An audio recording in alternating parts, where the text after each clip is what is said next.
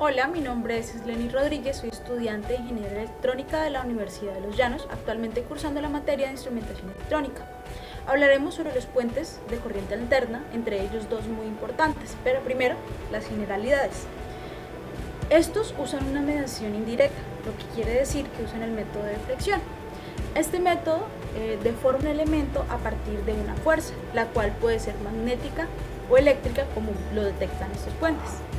Esto lo podíamos ver en los multímetros antiguos o específicamente en un voltímetro, el cual lograba captar estas fuerzas y asimismo la perilla indicativa nos determinaba qué valor estábamos midiendo. Tiene amplios usos en los laboratorios de metrología, en el control de calidad y en el mantenimiento, chequeo y calibración de muchos instrumentos, lo que nos indica que es de mucha ayuda para cualquier campo de la industria, porque nos permite ser lo más precisos posibles y lo más eficientes en cuanto a la energía y los materiales usados. Uno de sus usos del puente high es el factor de calidad en circuito, el cual es la relación de la energía almacenada del circuito con la energía disipada del mismo. Entonces, entre más alto sea este factor de calidad, menor va a ser la energía disipada o perdida del mismo. En este gráfico podemos observar esa relación, donde B es el ancho de banda de las frecuencias del circuito. Recordamos que estamos hablando de corrientes alternas. F nos indica la frecuencia del mismo y podemos observar en este rango donde con esta frecuencia específica o este rango de frecuencias donde no va a haber, donde las pérdidas van a ser mínimas. Este circuito se usa para mediciones de inductancia, funciona con bobinas de alta carga y mide inductancias en términos de capacitancias. Normalmente lo podemos encontrar de esta manera. Se diferencian de los puentes de corriente continua porque contamos con un capacitor y una bobina, elementos que no encontrábamos antes, y asimismo está conectada una corriente alterna. Entonces, para iniciar debemos tener en cuenta las impedancias. Recordemos que este tiene que estar en equilibrio, por eso hacemos esta equivalencia. Entonces, partiendo de esto, podemos determinar que el circuito efectivamente está en equilibrio y vamos a encontrar los valores y analizar este mismo.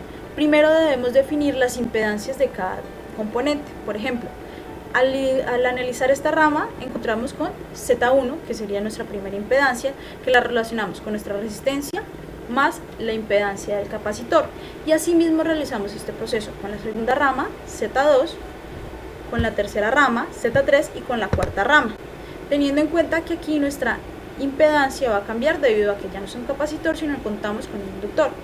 Posteriormente, ¿qué hacemos? Estos valores los reemplazamos e igualamos. Al igualar estas dos partes reales e imaginarias podemos obtener el siguiente valor.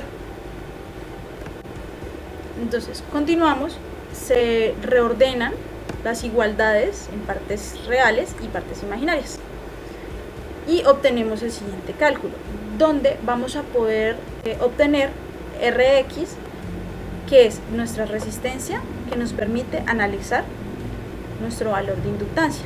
Pero como hablábamos, el puente es para hallar inductancias en términos de capacitancia, y aquí lo podemos ver en esta fórmula que nos lo expresa. De igual manera, teniendo en cuenta la carga de esta misma. Entonces, un acercamiento mayor puede ser este, donde ya relacionamos y simplificamos los valores anteriores para obtener la capacitancia, ¿cierto? Simplemente despejando.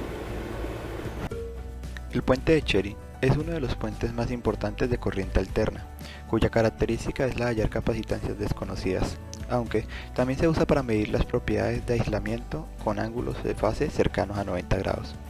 Este puente también se emplea para la medida de los ángulos de pérdida de aislantes y cables para alta tensión.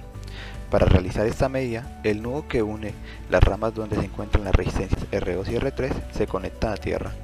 Este circuito se nota en su configuración similar al puente de Maxwell, pero en lugar de hallar inductancias en serie con resistores desconocidos, se remonta a hallar capacitancias.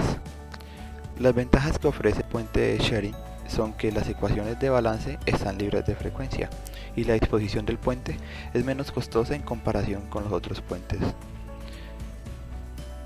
Para hallar la ecuación general de equilibrio de los puentes de corriente alterna, ponemos que el capacitor patrón está en la rama 1. La suma de los ángulos de fase de las ramas 1 y 3 serán de 90 grados más 0 grados, que es igual a 90 grados. Para cumplir con la ecuación de equilibrio se necesita que los ángulos de fase de las ramas 2 y 4 sean de 90 grados. La conexión en paralelo del capacitor C2 con el resistor C2 proporciona a la rama 2 un ángulo de fase pequeño, ya que en general la medición desconocida de Z4 posee un ángulo de fase menor a 90 grados. Para hallar la ecuación se multiplica Z1, la impedancia en la rama 1, por la impedancia en la rama 3 y se igualará a la impedancia de la rama 2 por la rama 4, siendo estas las definiciones, ya que en Z1 solo es el valor de la capacitancia, en Z2 será el paralelo de la resistencia con el capacitor, en Z3 será la resistencia y en Z4 será la resistencia desconocida en serie con la capacitancia desconocida. Sustituyendo esta fórmula obtenemos los valores de las capacitancias y de las inductancias y igualando valores reales y valores imaginarios, obtenemos que la resistencia desconocida es igual a R3 por C2 sobre C1 y la capacitancia desconocida será R2 por C1 sobre R3. Para hallar el factor de disipación se obtiene con la ayuda del diagrama fasorial. El factor de disipación determina la tasa de pérdida de energía que se produce debido a las oscilaciones del instrumento eléctrico y mecánico. Con la ayuda de esta ecuación podemos calcular el valor de la tangente delta, que es el factor de disipación del puente de Schelling. Para este ejemplo tenemos un puente de Schelling en corriente alterna que está compuesto de estos componentes. Tenemos la resistencia 3 igual a 3 kiloohmios, el capacitor 2 igual a 0.4, capacitor 4 igual a 0.8, la resistencia 4 de 1 kilo y la frecuencia de 1 kHz. Entonces necesitamos determinar el valor de la capacitancia desconocida y la resistencia desconocida, aparte del factor de disipación. Despejamos en las fórmulas. Para hallar la resistencia desconocida necesitamos el capacitor que está en paralelo, la resistencia 3 que está sola, sobre el capacitor 2 que es el capacitor solitario.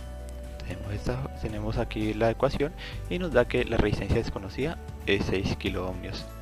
Para el capacitor tenemos que es el capacitor que está solo por la resistencia que está en paralelo con el capacitor sobre la resistencia que está sola. Este valor nos va a dar 0.133 por 10 a la menos 6 faradios. Para hallar el factor de disipación tenemos que la fórmula es la frecuencia por el valor del capacitor desconocido y la resistencia desconocida, pero la frecuencia va a ser 2pi por la frecuencia que tenemos.